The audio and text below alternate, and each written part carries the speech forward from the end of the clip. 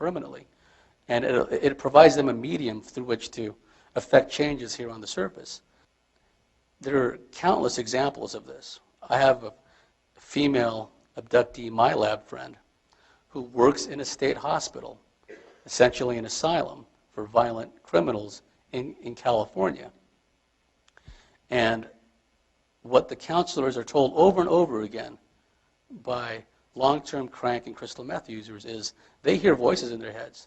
These voices tell them to do things. These voices tell them to harm themselves and harm others. It's such a common thing that it's taken for granted. One thing you have to understand about the reptilians is they have this concept of human ownership. The reptilians have a concept of human ownership which manifests across the board, from the literal standpoint of hosting and taking over somebody to organizing global institutionalized sex slavery. All across the board, the reptilians have this concept of human ownership. That's another facet of the reptilian overlordship is the diminution and the marginalization of the feminine principle. Women and children are prey to the reptilians and the reptilian hybrids who, through genetic manipulation, have risen to positions of power here on the surface. Told me that he left his body, he shot up into the sky, he came down in a place that he believed to be somewhere in Los Angeles. He came down into the body of a man in an alleyway. And the moment he got into the body of that man, he lunged after and he strangled to death the first woman that happened to be around. Gradually, over a period of time, they can turn that person into a pedophile or a serial murderer. Now, the reptilians hold a tactical high ground.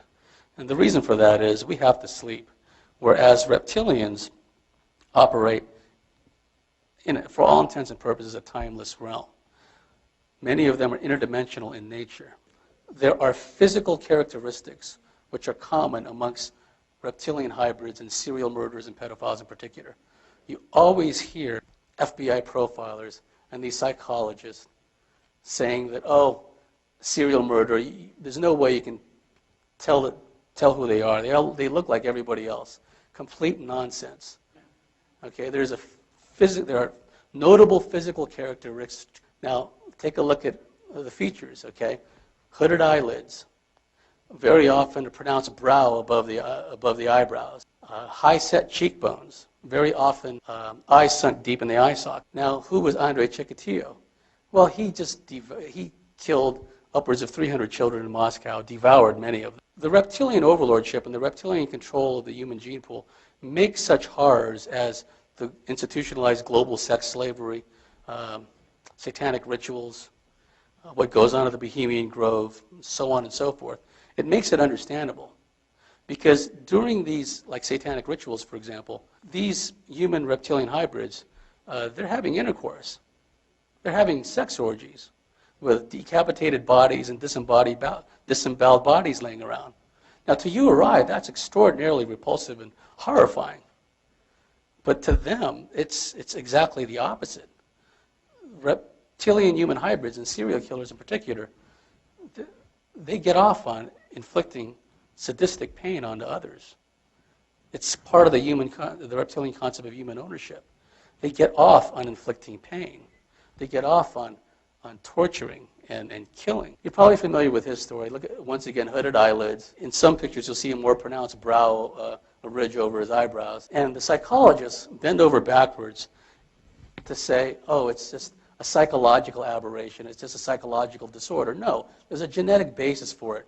And some FBI profilers are starting to catch on to that. Okay, Richard Ramirez, high-set cheekbones, eyes set deep in the eye sockets.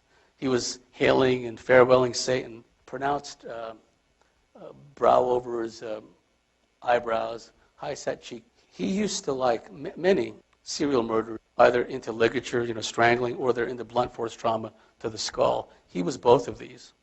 He liked to try to have intercourse with his victims and strangle them and watch the life go out of their eyes. That turned him on. The moment of them dying while he was trying to have intercourse with them. He would actually come back to the dump sites where the bodies were months or years later and